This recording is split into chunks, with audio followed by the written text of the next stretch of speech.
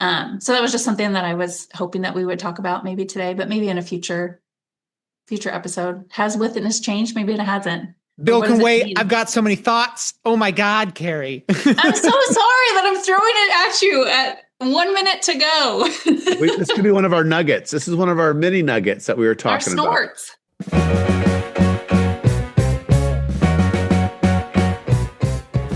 Welcome to Learning Out Loud, where we get curious about all things teaching and learning. I'm Stefan, a regional technology coach, here with Andy, a regional math coordinator, and Carrie, a regional science coordinator. We're just three educators on a mission to dig into what works, what doesn't, and what we're still figuring out. This podcast is for teachers, coaches, and leaders who want to grow in their professional practice. We don't have all the answers, but we're asking the questions and recording the process. Let's go to work.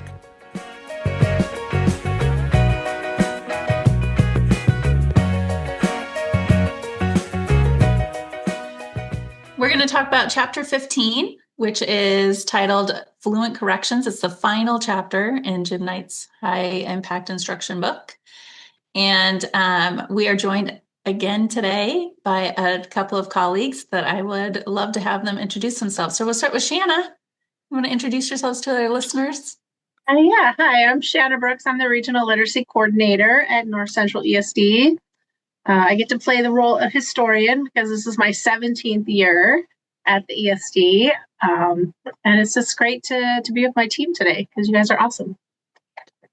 Which one of us is your favorite, Shanna? Oh, man. Is this when I should fluently correct Stefan that now is not an appropriate time? People have been trying for 36 years. Which one is my child? Which child is my favorite? And the joke is you can have our firstborn, right? That you always hear that you have to give up your firstborn. And my husband and I both decided that we're keeping our firstborn, but anybody who wants our second one can have her. Oh, good. We've got that recorded. We'll send it to him. She knows. It's awesome. Sorry, that probably wasn't the best. And Terry. Okay. Hi, guys. My name is Terry Govea. I'm an instructional specialist at the ESD and a preschool through 12th grade GLAD trainer.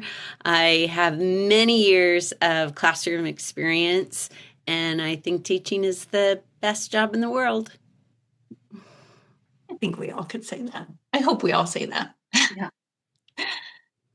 All right. So in chapter 15, Jim Knight starts us off with a scenario. He paints this picture for us of a classroom, of this teacher who believes that she's showing her students respect and kindness because she feels like they haven't been shown that in a long time, and that's who she wants to be. But as this coach is watching her classroom, he's seeing kids on their phones and off task and braiding hair. And after sitting in and watching the scene in the classroom, he's visiting with this teacher, and this is where she expresses, well, I just want to be kind, and I want them to feel comfortable in my classroom, and I want them to feel like this is a place where they can come. And then he says, but how do you feel like the lesson goes? And the teacher becomes overwhelmed with emotion and is like, not good, shakes their head like the lesson didn't go very well. And so I think he paints this picture to demonstrate to us that this is probably a common story that maybe any of us could relate to, and especially in maybe our earliest years of being in the classroom, where we showed up and wanted to have this wonderful space that kids wanted to be and wanted to hang out with us and wanted to learn. But in doing that, may not have set up the expectations that what does learning look like in our classroom? How can we have both? And so one of the things that I wanted to kick us off with is to think about the term warm demander. And I hope you've all heard that term used before, warm demander. And so I just from the internet, the definition of warm demander is a teacher that communicates personal warmth while also demanding high expectations of their students. So in chapter 13, we talked about expectations. Chapter 14, we heard about witnessing the good. So maybe we have this connection now to what do high expectations mean in a classroom? And then this personal warmth. So a question for all of you. is have you known a warm demander as a teacher? And can you describe what you saw as in student outcomes for that classroom? What does it mean to be a warm demander? And what does it look like then in outcomes for students? Can I give a non-academic example? Yes. All right. Here's the first place I went. Maybe not everybody's seen this TV show, but have you seen Ted Lasso? Yes. There we go. All right. So we're all nodding, but I know not everybody has seen it. I'm specifically thinking of a scene, and I've definitely referenced this before, like we've talked about it before. The first season where Jamie Tart, their star on their team, he's kind of resistant to Ted's coaching. And I mean, if you haven't seen the show, Ted Lasso is the epitome of a warm demander, maybe much more warm than demander sometimes, but that's kind of the key is he uses his warmth and his relationships and his personality and his good nature to get people to achieve at high levels and give people what they need. But I'm specifically thinking of the scene in the first season where they're like star, I don't know soccer or football positions, but their star something isn't playing. He's not going to practice because he's quote unquote hurt. And do you remember the scene I'm referencing? It's amazing. Ted walks up to him, and in the locker room, it's the first time you really see like the coach kind of get angry or stern. Is he's just been this ball of positivity and jovial happiness, and he comes up to him. He's got this great thing where, he can't practice with us today. Relax, Ted. It's just practice. Hey, if you can't practice, you can't practice. You're hurt, you're hurt. It's as simple as that. But it ain't about that. At all. This whole monologue, which is actually an Allen Iverson word for word from his from a press conference about how he can't go to practice. We're talking about practice, not the game, practice. You're sitting in here, you're supposed to be the franchise player. And yet here we are, talking about you missing practice. We talking about practice. You understand me? Practice. Not a game. Not a game, not the game you go out there and die for, right? Play every weekend like it's your last, right? No, we talking about practice, man. Practice. You know you're supposed to be out there. You know you're supposed to lead by example. You're just shoving that all aside. And so here we are, Jamie. We're talking about practice. Not a game. Not the game. We're talking about practice with your team, with your teammates. Right. And so it really made the rounds when Allen Iverson was doing it because he was getting a lot of scrutiny for not showing up to practice and being like the star franchise player in his words. And people were giving him a hard time. He's saying this is dumb. I'm showing up to the games. I don't need to go to practice. And so they kind of flip it on its head in the show where he's saying practice is really important, but it has a lot of weight because it's the first time this jovial, happy, just warm personality really puts to screws to someone and makes him feel kind of dumb. And then he ends it by saying you know what, you can help set up the cones with the rest of the reserves. And the locker room's kind of ooh. The only place that we get to play together, we got control over. Rest of the time, it's us 11 against those 11. We're talking about practice, man. I'm talking about practice. And you can't do it because you're hurt. Right? It's fine by me. Tell you what, do me a favor. When you get out there, set the cones so the other reserves can do a little passing drill. You want me to set up cones? I really appreciate it. But over the course of the seasons, that doesn't break the spirit of the team or even that player in particular. It's he's able to put that demand, that high expectation demand, because at this point in the season, even in the first season, he's doing this from a place of caring and love. So when you ask this question, have you known a warm demander? Yes, but as is with everything, my first thought was to a TV show. Anybody else want to share a warm demander? Well, I know when my daughter Addie was student teaching, and she came home with an observation she had made of her master teacher. And she said, Mom, when she corrects a student, she does it with a smile and a wink. She says it shows them that that she loves them and knows they can do better, but at the same time that she's noticing that they're not meeting expectations. And I just thought that was such a great observation. And that teacher had, if we want to talk test scores, had the highest test scores consistently at her grade level throughout the district. And, she was amazing, still is. Yeah. I've been in her room, so I can say yes to that too, right? Yeah, unfortunately, it's been so long for me. We don't get that much time in classrooms that are really authentic with teachers, but we have in the past been supervising student teachers, right? And so I had a student teacher a couple years ago. A young man in a primary classroom, which is kind of unusual, right? Big guy, very jovial, and he was just fabulous at his classroom management, even from the very start. So, he did all of those things that we want to see teachers doing, right? Even at the very beginning of his teaching career, being clear and firm with his expectations. Lots and lots of positive reinforcement and calm. There was one child in the classroom that was needed a lot of support. Right? Actually, a very high achieving student who didn't understand how all the rest of the kids in the classroom didn't understand the math they were doing that day because he was well beyond the math, right? And just how well that teacher interacted with that young boy in a positive but firm way. Was really, really wonderful. And I think a lot of that had to do with his mentor teacher that he was working with too, because she was a very good example of that also.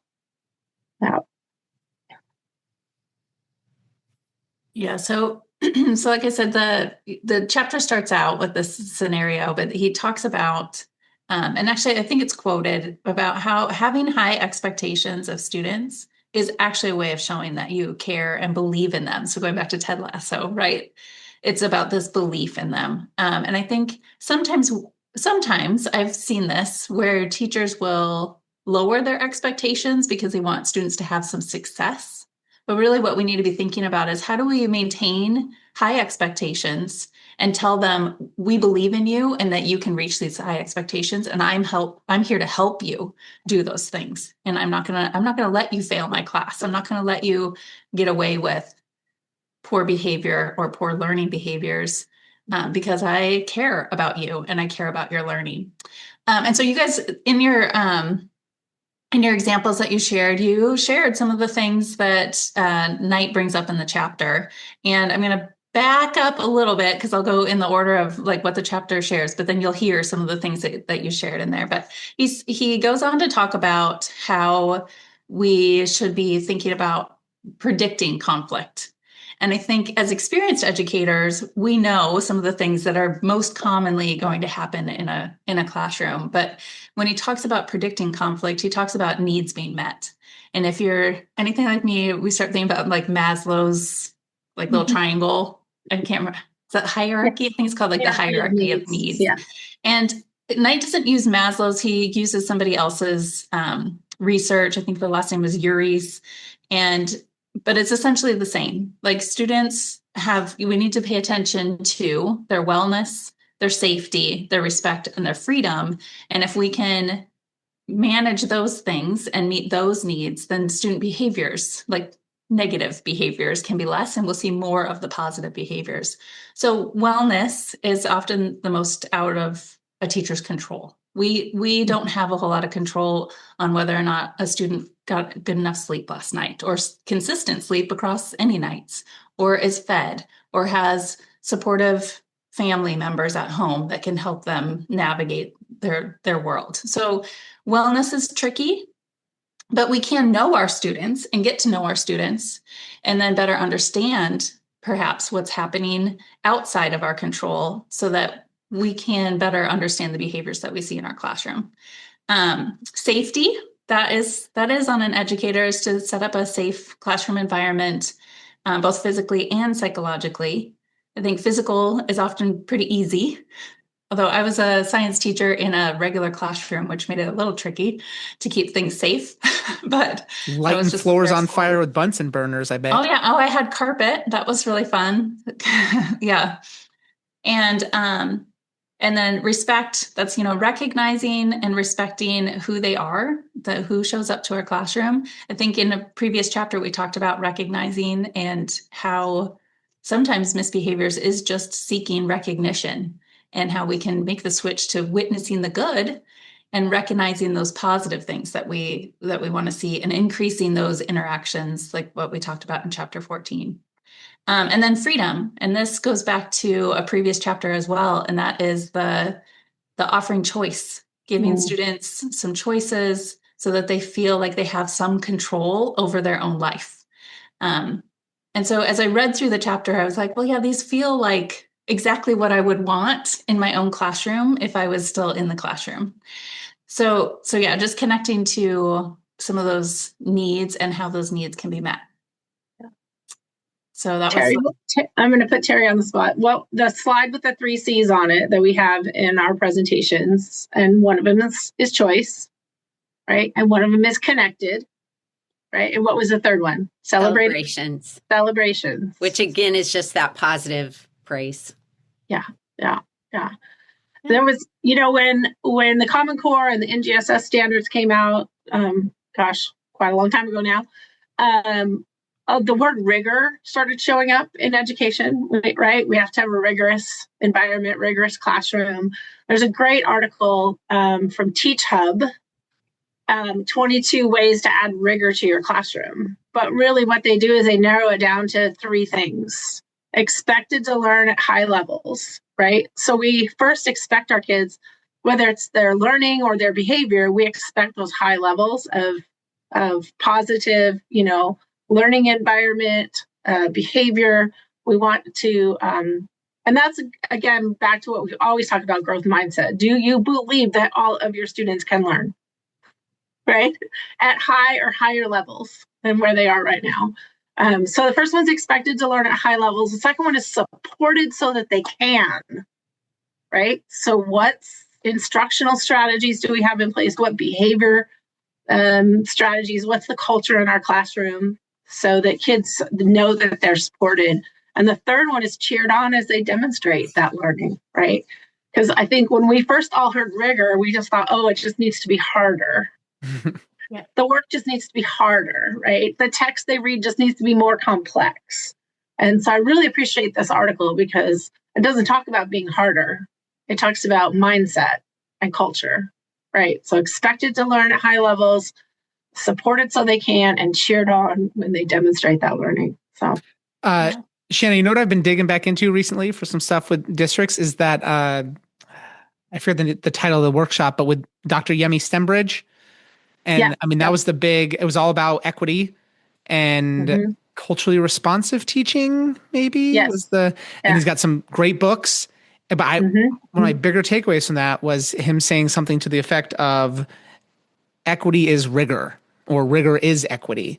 Like, you want to provide equitable learning experiences for your students. You got to give them, I think this is the part we forget all the time, appropriately rigorous tasks, right? Like give them, it's not just harder stuff. It's personalized, rigorous tasks, and that is that equitable. So that has been, I forgot he had all that toolkit for all of those different tasks like that. Like, I had a ton of stuff, which is cool. Could you send me that artitle, a link to that article? I'll put it in the show notes. Will. And Stembridge's books are behind me, but on my shelf, he's got 2 really good ones out. He talks about equity a lot, as in rigor and engagement, right? So, like Carrie's example from the text, those kids were not engaged in learning. They were in the classroom and they had the choices to do kind of whatever they wanted, right? But when it came to the actual lesson and the learning opportunity, they weren't engaged in that, right? And so that was not an equitable learning place for those students. So, that having those high expectations, and that level of engagement, Stembridge talks about like 6 different levels of engagement. So physically engaged, emotionally engaged, cognitively engaged. That's 3 of them. I can't remember what the others are right now. But right. So yeah, it's if we want our students to act appropriately, we have to give them tasks that create an environment in which they can thrive, right? Yeah. And choose to act appropriately because they're actually engaged in their learning. Yeah. Yeah. Well, Carrie, when you said, sorry. Sorry, no, go. Oh, I was going to say, in preparation for this, like our podcast today, it made me think about Harry Wong's The First 6 Weeks of School, or the first 6. Yeah, that's what it's called, I think. Yep. And yeah, that's why I've actually pulled that off the shelf, because I was like, yeah, we talk about this, about setting up expectations, not only for behavior, which is where we're going with this fluent corrections eventually, but also for learning. Like, what are our learning expectations? And going back to the example of this teacher who just wanted the kids to feel like somebody was being kind to them and was respecting them, it really is disrespectful to not have them have an expectation of learning, since that is our purpose in school. And that's where Harry Wong talks about that. It's like, set up learning goals, set up, this is what our classroom, this is our purpose in our classroom. It is to learn. It's not just to hang out and braid each other's hair and check out our social media likes. So yeah, Stefan, what were you going to add? Just that wellness piece. I remember spending a little bit of time in a school in San Francisco as a pre-service teacher. And our job there was just to get a variety of experience in different settings that we're probably not going to get in at Whitworth in northern Spokane or anywhere in Spokane. And I remember that. So it's a school, like the heart of the Mission District, which is a pretty low income area. Students could only wear black and white, had to be black pants, white shirts, because everything else was a gang color. And so that was their school uniform, was black and white. And I mean, I have never been in in a rougher, rough is a maybe not the right term, but a more, I've never been in that environment anywhere else. It was very, very interesting. I think about it a lot. I was talking to a teacher. Seemed to be, I've got these very fond memories of him just being a very, very good teacher, but his classroom was still there's a lot going on. And so I was kind of talking to him about, they'll take kids on like field trips and stuff. And he was kind of talking about that wellness piece and how most of the kids are not bringing food for lunch when they go. I said, what do you do about that? Like, you can't buy every kid lunch. He goes, yeah, we do. We go and we get some loaves of bread. We get peanut butter, we get jelly, and like every kid gets something to eat. And so, well, they can't control what's happening at home, right? That wellness piece. So once they leave their classroom or their school, they can't control what's going to happen there. But when they come to them, they did everything in their power to ensure that there was an element of wellness that these kids were taken care of on that front. And so, like, yeah, that like you got to have you can't learn hungry, you got to have something. And there's, and the other thing that he did, which I thought was really interesting, was he said, I make a point, no matter how the class is gone, does not matter. The last 10 minutes, I am positive the whole time. I'm telling them that I love them. I am telling them, this is like a middle school teacher. I'm telling them, I'm validating things that they did. He just made a point that last 10 minutes was positive and love and support. And he just said, it stuck with me. He goes, I have no idea what they are walking out to once they leave my doors, because the hallways were a jungle. I mean, every middle school hallway is a jungle, but the other, varying levels of structure in other classrooms. And so he just did everything he could to ensure that he imparted more of a feeling with them as they were leaving. Like that first 50 minutes of his class was pretty structured and thinking about high rigorous tasks. He did a nice job and got kids working, but he made sure that last 10 minutes they left with this feeling of, in this guy's classroom, I'm loved and accepted, and he wants me here, which I thought was interesting. Yeah, that's great. Yeah. So again, like thinking about needs and what are the needs of our students as they enter into our classroom spaces, and then what do we have control over, what do we not have control over, and how do we set the stage for learning. And then the chapter gets into what I mentioned, predicting conflict, and that is really about teacher with itness and watching your classroom and knowing what are some of the most common behaviors we're going to see in a classroom. But beyond that, what do you see happening across the classroom? Always being aware, right, of what's going on in every space, making sure you're using the space.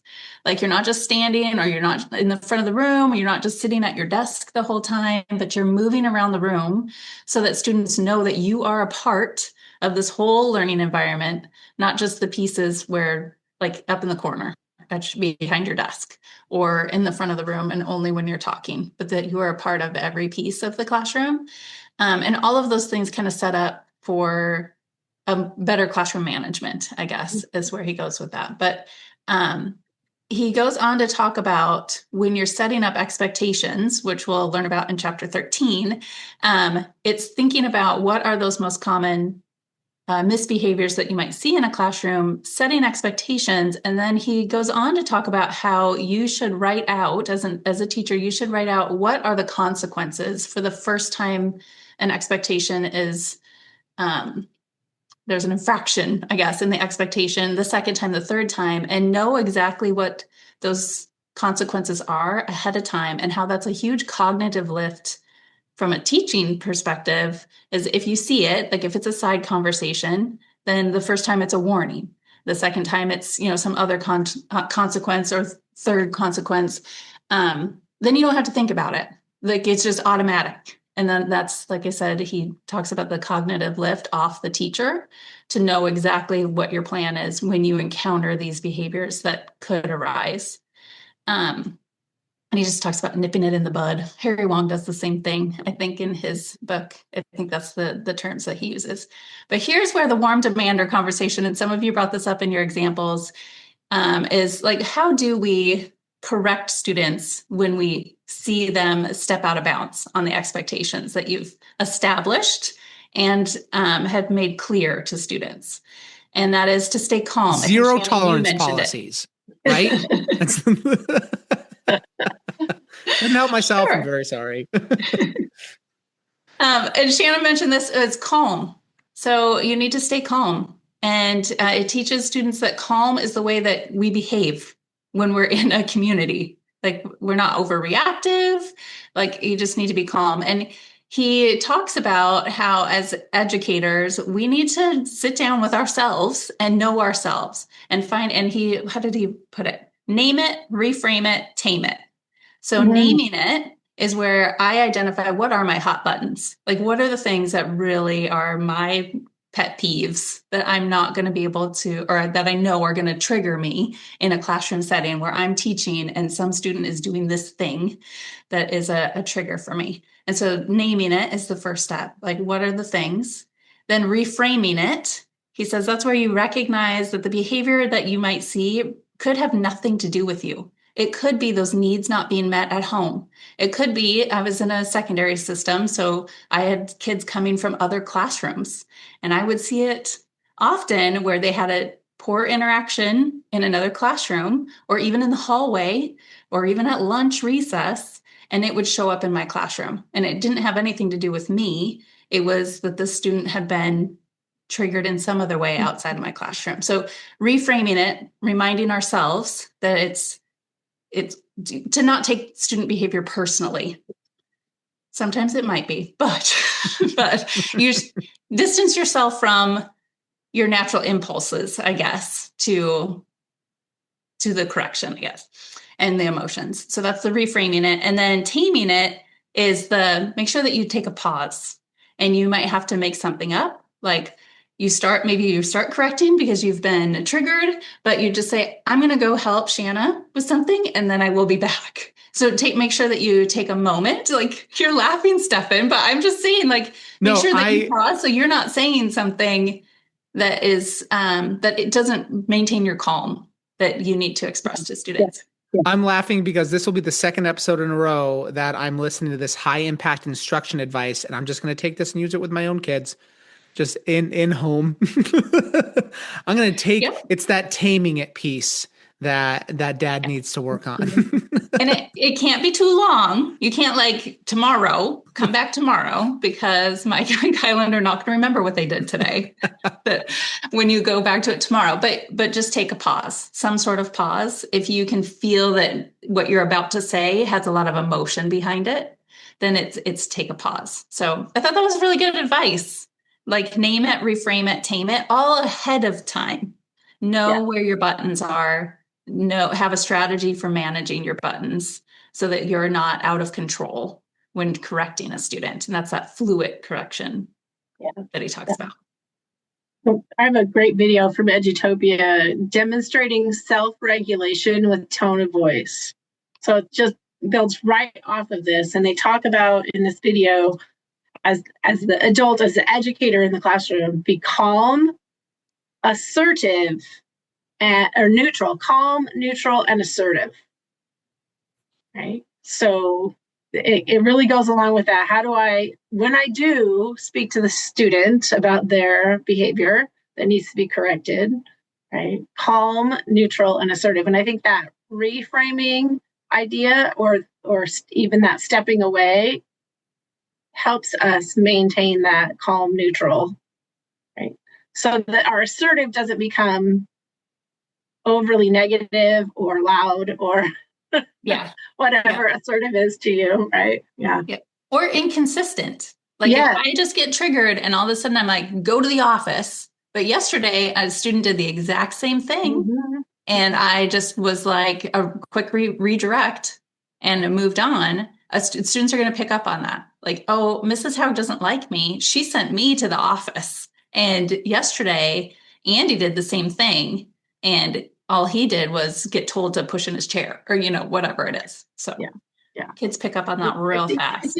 I think it's also important that we're really aware of, and that's where someone coming into our classroom and watching us and mapping, who we call on, who we respond to positively, who we respond to negatively, because that classroom mapping is so important, because we can find then our own biases that we don't even really know we have, right? Yeah. One of our mutual friends told me this story, how she had her principal came in and mapped in her classroom who she was calling on for responses, right? And she said that was one of the best learning experiences for her as a teacher, to debrief that with her principal and realize, that she was calling on, and we know the kids who raise their hands are the ones who think they know the answer, right? Yeah. And it's different between first grade and seventh grade, obviously. But being aware of our own biases in our classroom, and they're called implicit, because it's not like we're not calling on those other kids, whoever those other kids are for us.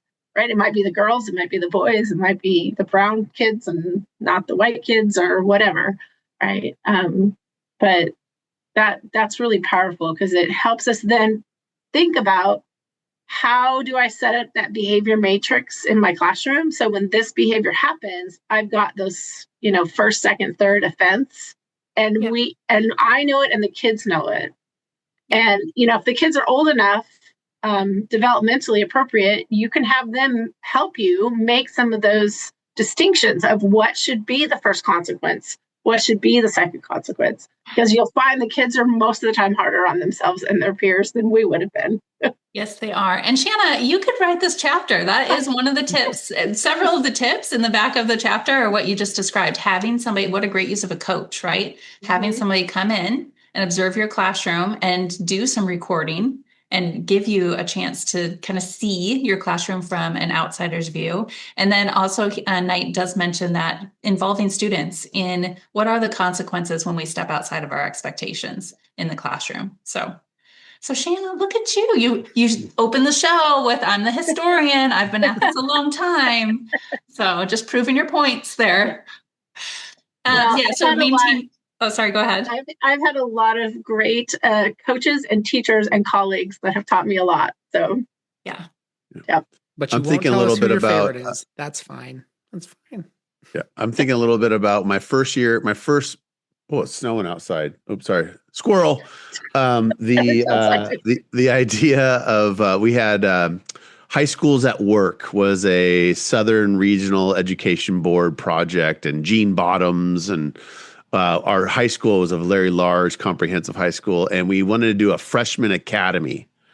And part of the freshman academy was to team up. We couldn't do all 4 of our core teaching, so for whatever reason, math was excluded. I was teaching science at the time. So it was science, ELA, and social studies were the 3 teachers that kids grouped around and, moved through the, period of those kinds of, that was our academy model. So we shared those kids. And sometimes all of our expectations were in all 3 of those teachers' classrooms. And we would just by mentioning that, well, I know in Mrs. Stewart's class you do, and they're like, wait, you know my English teacher? We work together, just to have that, the same expectations in 3 of their classrooms was so powerful that they were just able to oh, and it was mind blowing for these kids. I know in ELA that you guys are working on this story or whatever. And they're like, how do you know that? A mind reader. And then we'd switch classrooms sometimes and they'd be like, what? I go, well, I know our and they knew that it took a few months for them to figure out that all 3 of us, we have time together to talk about our whole academy in this model. And the expectations have been clear. And so that was it took them a while to understand that, no, we are together in this whole process around expectations and interactions in our classroom, which then as teachers we're thinking is that a norm? Do kids just figure themselves to be in this little by themselves and they just move through the system without these teachers are just this idea that, you know what I mean, that walk into a classroom and they don't understand that we worked. It was a big school, so maybe, but man, that was so powerful though to have that connection. Next period when you are in whatever, they're like mind readers and all these things. So but the consistency piece that you all mentioned is so important. And that was one model that just to check in with in smaller districts too, small schools, we know that you're going to be with me next year. I will see you in math class because I'm the only math teacher. And so then you're able to kind of set up those corrections and those ideas. And that kind of is also helpful to get those kids moving in the right direction that you're mentioning. So I just wanted to, when we were talking about this is what I was thinking about how that communication within the faculty helped the kids understand that this is a systems level thinking idea, not just math period, science period, social studies, et cetera. So.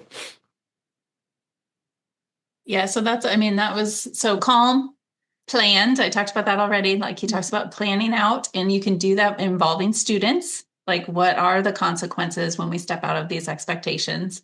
Consistent, we've mentioned that as well. Students will pick up on inconsistencies. There's a quote in the book that made me laugh out loud because, and now I'm not going to remember who said it, but in the book it says the only consistent people are dead.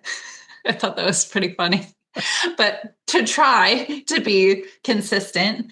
And then he said, as a tip for developing your skills at being consistent is to choose 1 or 2 behaviors that you really hone in on. These are the ones that I am going to practice being consistency and build consistency around, and then move on to some of the other behaviors, but not to overwhelm yourself with I have to know all the consequences and all the things I'm going to do and make sure I'm consistent across all of them all at one time, because there's a lot of behaviors out there. Immediate. So I mentioned that a little bit too, that it should be as soon as possible after the misbehavior.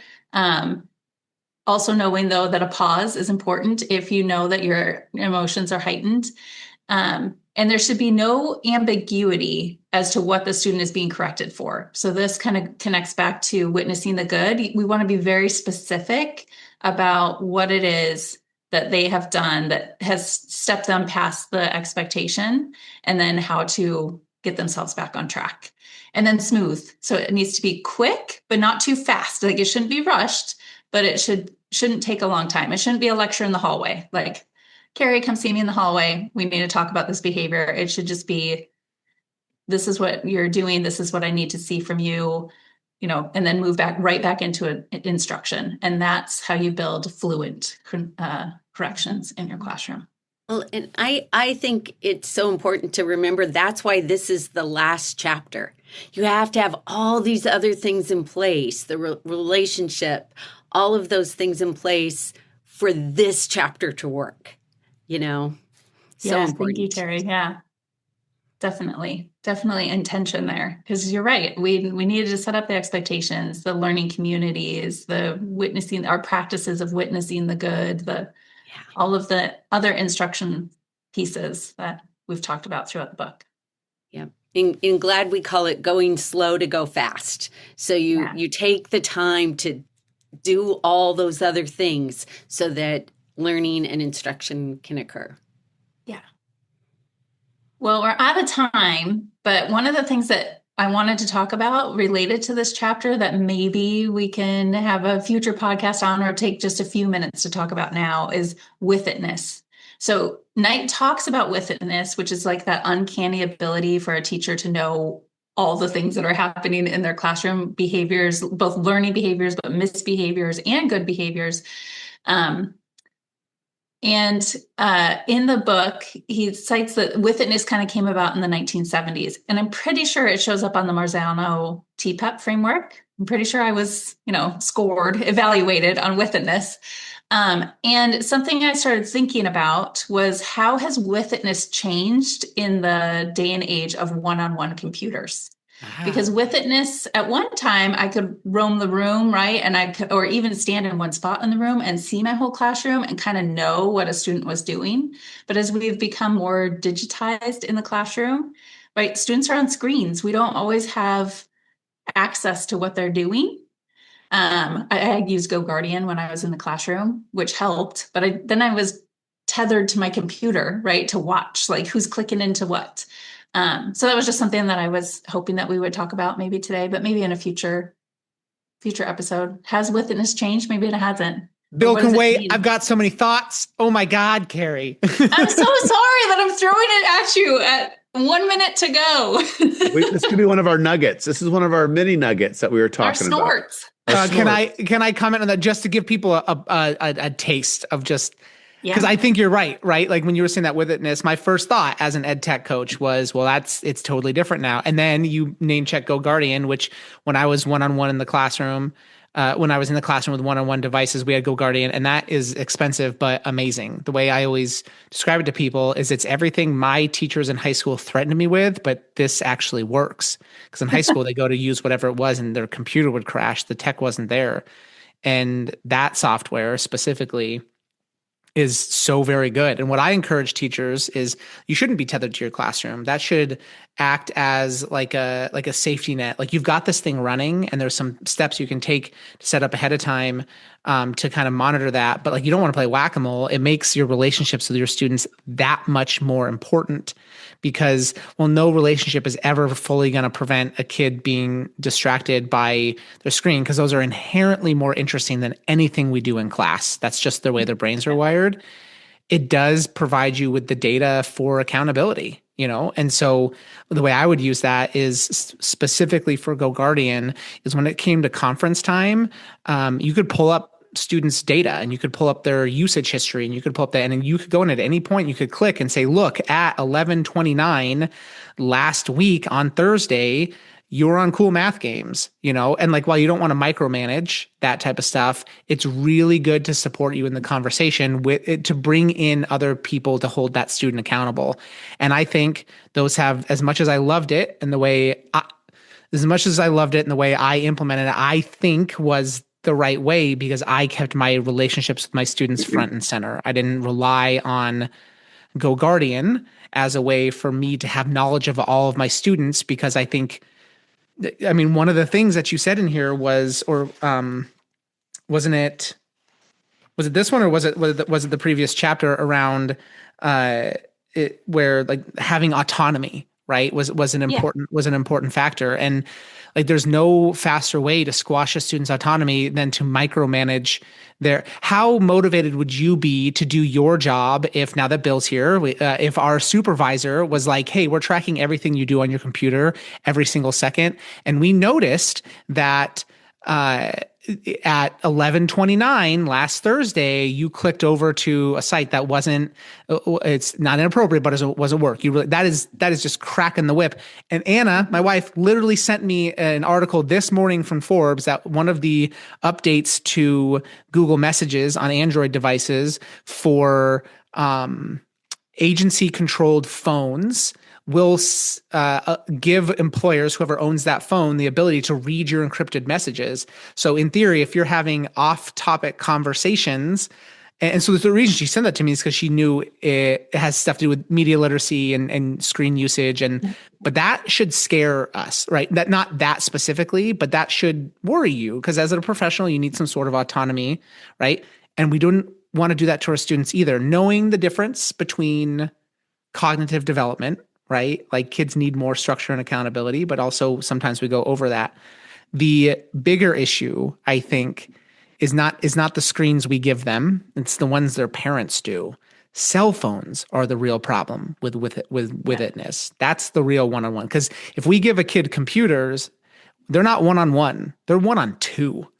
Because most of your kids have a computer or have a cell phone, and teachers cannot be with it when every student has a cell phone in their class, in their pocket, because the amount of research behind the way that fragments their attention it's out there. And what that research says, we should be worried about and we should be taking steps to address. So it's so funny. You lobbed that grenade right at the very end of what we're doing. I really wanted to talk about it. I really did. And I still really, I think it would be a great next podcast or future podcast, because on top of a couple of things that you said there, Stefan, and I agree, it isn't just the computer, but the fact that our students' attention spans have been decreased with the increase in technology. There's lots of research out there that shows that. And so that's another thing is, as a teacher, how am I planning for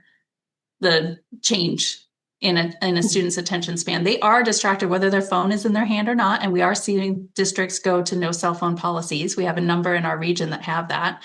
Andy and I just met with an administrator who's absolutely loving it for themselves and their students, but he has to practice it himself, not having his phone on him, and he's loving it. But there's just like, how do we accommodate for that change in our students, in that the mental distraction of, oh, my phone is in my locker. I really want to know what's happening. I need a bathroom break because I've got to go check something. So they could be staring at a screen. We might think that they're working on the assignment we gave them, and then it's not. Is that the anxious generation? No, but here's a small plug. So if you're listening to this and you like this format where we read something, we talk about it, we turn it into professional development, a passion area of mine for this year, just with the emergence of AI and the tech in the classrooms, has been, I guess, what I refer to, lumped together as like digital wellness. Just like, how do you function as a human being in like a digital world, not necessarily an online space, but when you have access to all that kind of technology, because it's an issue, especially now with AI and the generation of synthetic media and just the prolific access everyone has at all the time. So you name check the anxious generation. I think that's a good place to start for people. But if we're thinking about data, that technically has none. It's at least not peer reviewed or stuff that, it's not like decision-making action, because it's hard. How do you do a double-blind study on the long-term effects of social media use with minors, right? Like, there's all kinds of issues with that. It raises some good questions and some things to think about. And I think he also does a good job of presenting both sides of an argument in a relatively unbiased way. He clearly has a thesis around decline in mental health starting around 2010, and he points to some data that I think is faulty. But again, a good start. The one I'm currently reading it's called The Real Science of Screen Time and How to Spend It Better. or it's Unlocked, The Real Science of Screen Time and How to Spend It Better by Pete Etchells. And he spends the first part of that kind of doing what I just did about the anxious generation. It was just like not debunking, but like pointing out some flaws in the system. And I think it's important we have a balanced conversation around what that means, not only for our kids, but for us as adults. And so small selfish plug, if you like this format, I'm doing something similar with my two of my ed tech counterparts, where we did this with the anxious generation, read it in chunks and talked about it and turned it into professional development. And that we'll repost that after the new year, 2026, because that just wrapped up. And then we're continuing to talk about digital wellness topics that interest us. And we, and some media literacy stuff. So we talked about like emotional manipulation tactics, the weaponization of empathy, that type of stuff. And we're actually meeting tomorrow to record some thoughts around that article I sent you guys, the one that's like forever takes, but like that. Nice. I can link that in the show notes. That's an amazing one. Let's do that. Let's get all that info down there, and thank you, Terry. Thank you, Shanna, for adding on to this final chapter of our season 2. I guess we'll also load up a recap, I would imagine. Whatever we had for season 1. Didn't we have a end of the season kind of a thing? So, but thank you all. What a great conversations again. And then keep interacting with the Canvas course, and a chance for us to see what you all are thinking about out there, and how this chapter is going. So thank you again, everybody. Awesome job. Thanks. Thank you. Bye, guys.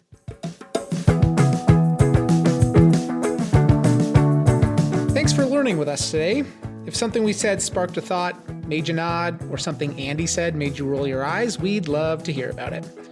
Share the episode, tag a colleague, send it to your PLC, or just keep the conversation going within your own team. You can connect with us via the feedback form in the show notes, and we'd love to hear your thoughts, feedback, and suggestions for topics to cover in future episodes.